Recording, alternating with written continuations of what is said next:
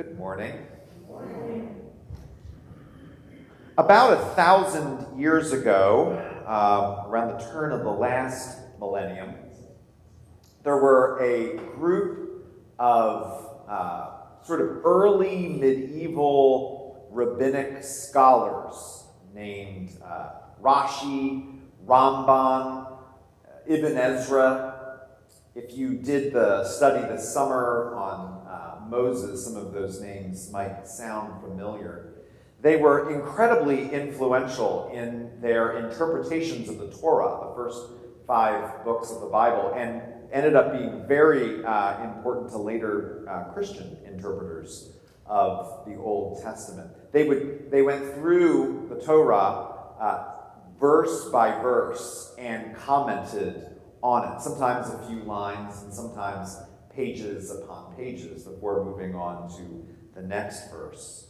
When they got to this morning's lesson from the Hebrew Bible, Exodus 33, verses 12 through 23, they were confused.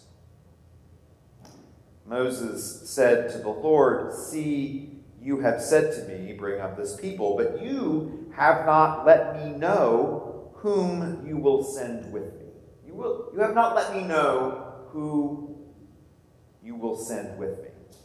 The reason they're confused is because 10 verses prior to this, God says, "I'm going to send an angel with you to go in front of you to clear the land of Canaan."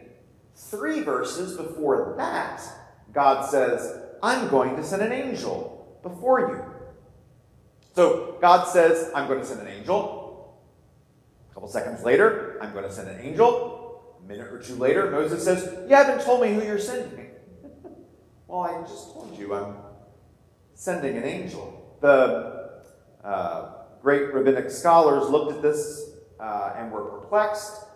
Was Moses confused? He is almost 100 years old at this point. Perhaps he just isn't quite as sharp. Perhaps he didn't hear what God had said just a few moments before.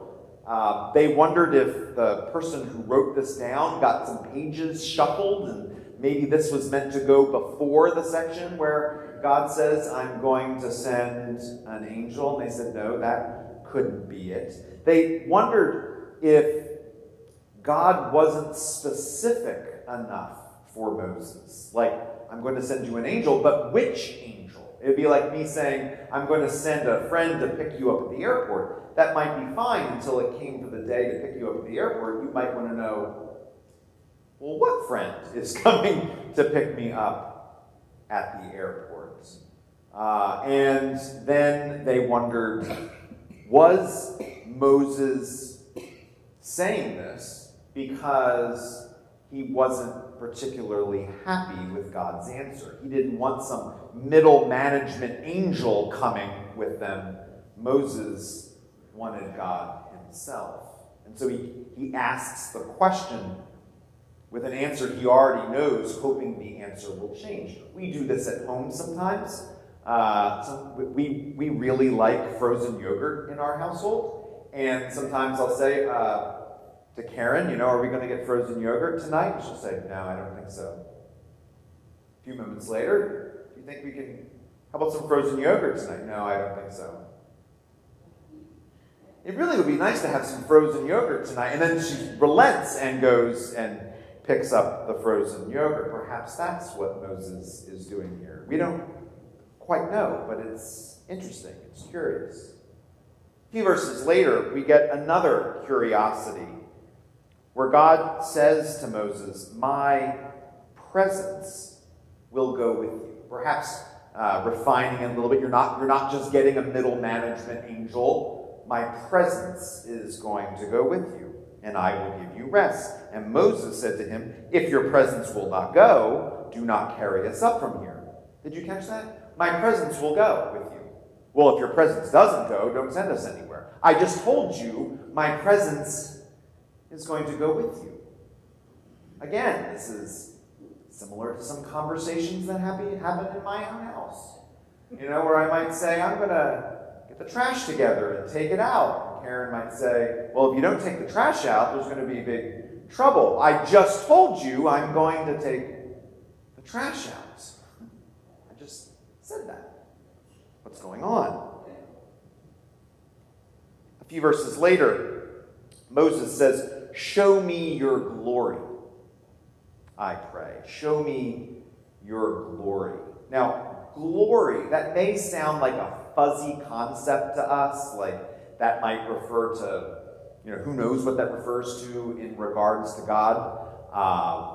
But in the Old Testament, in the Hebrew Bible, the glory of God is a very specific thing. It usually comes with cloud or smoke, usually is accompanied by thunder or earthquake. The word glory is the word kavod in Hebrew. It means glory. It also means heavy. And so the glory of God wasn't some ephemeral concept that vague, who knows what that means.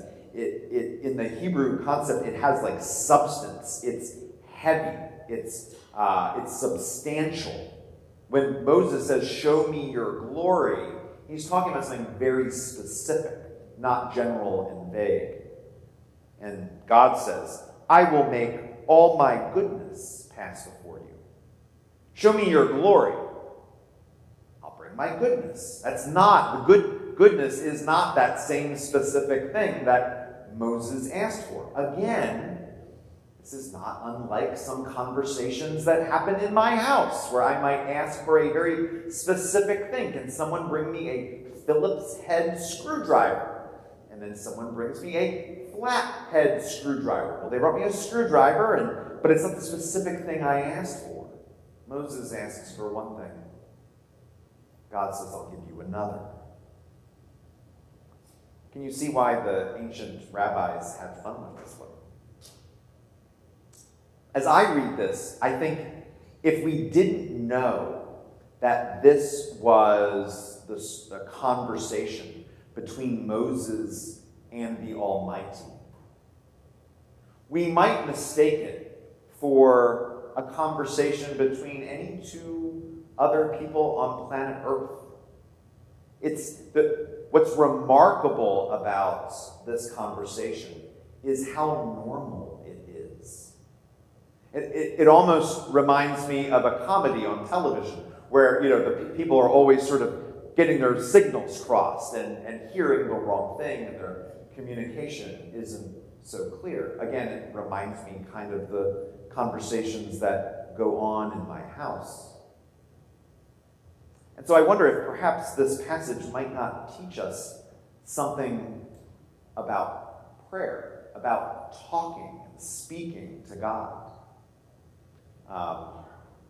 I've been a priest now for almost 20 years. I've taught a lot of classes and courses on prayer. I've preached a lot on prayer. I've done a lot of one-on-one conversations with people where they want to learn how to deepen their prayer life. And the common statement I hear over and over and over again is, I just don't know what to say.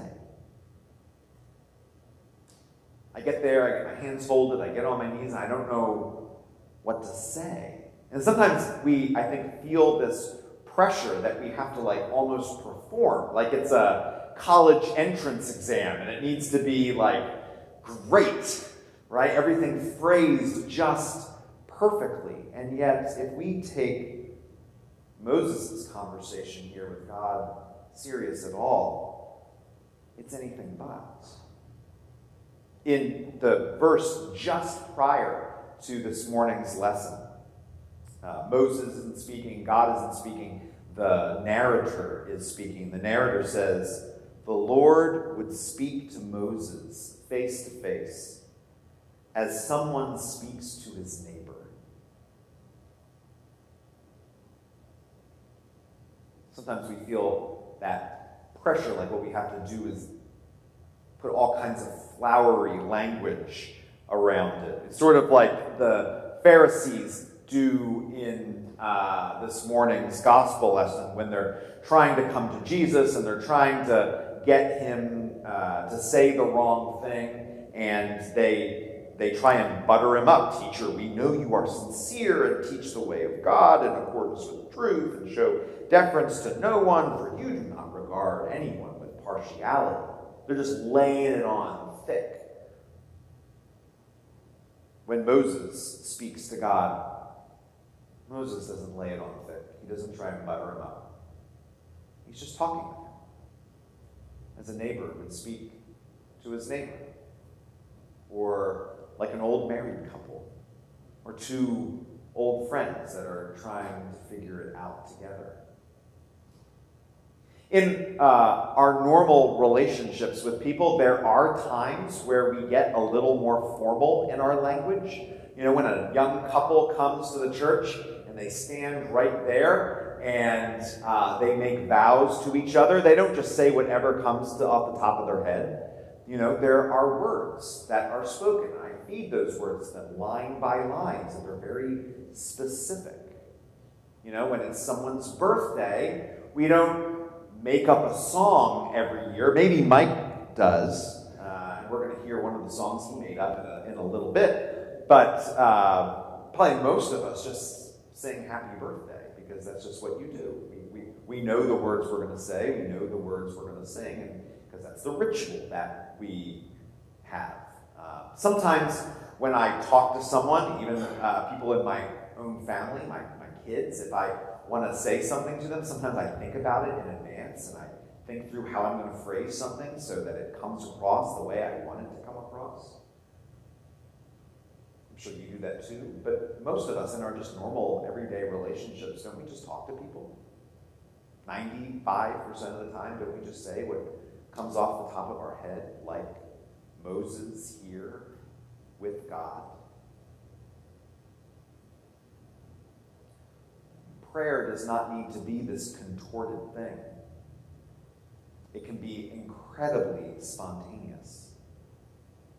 When I think back through, my own prayer life, there are times, every day I open up the Book of Common Prayer and there are prayers that I pray. I like that our tradition has prayers that are well-worn.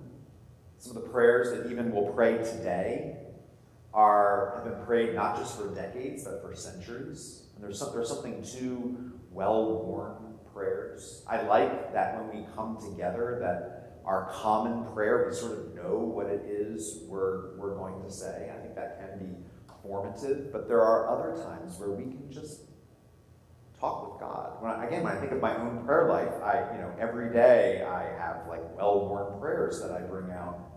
But when I think back through my life, those aren't the prayer times that I remember. The prayer times I can think through and remember are the totally spontaneous ones. And I remember being a teenager, I think I was 13, and I got the news that my grandfather, who I was very close with, had untreatable cancer and was going to die. It was a Sunday night. Every Sunday night was youth group. I went to youth group, but I didn't go to youth group. I went to the church, and I went up to the sanctuary, and I sat in the pew, and I cried, and I was angry, and I begged, and I pleaded. I didn't open a prayer book. I just spoke to God. I think about it. I can remember what pew I was sitting in. It's that sort of real to me. I can remember praying after our 2 miscarriages. Again, I didn't open a prayer book. I just prayed with a broken heart. I remember we lost our beloved cat. He ran away, and Karen was devastated. I remember my whole church sitting on a railing off the side of the parish hall, praying that God would bring this cat home. The cat did come home. He even made the trip to New Jersey. Sometimes we can pray to God face to face, like a neighbor speaking to a neighbor. I want to give you we are in a moment going to go on to the Nicene Creed, and then we're going to pray the prayers of the people. And again, we know exactly what we're going to say. Chip knows every word, every person that we're going to pray for. But before we do that, I want to give you an opportunity to just sit and pray. And maybe you come with something heavy on your heart. Maybe you come with something that's like pretty great and amazing. And don't use the flowery language. Don't think about what you're going to say before you say it. But just take a moment and sit with God and speak to him face to face as you would a neighbor.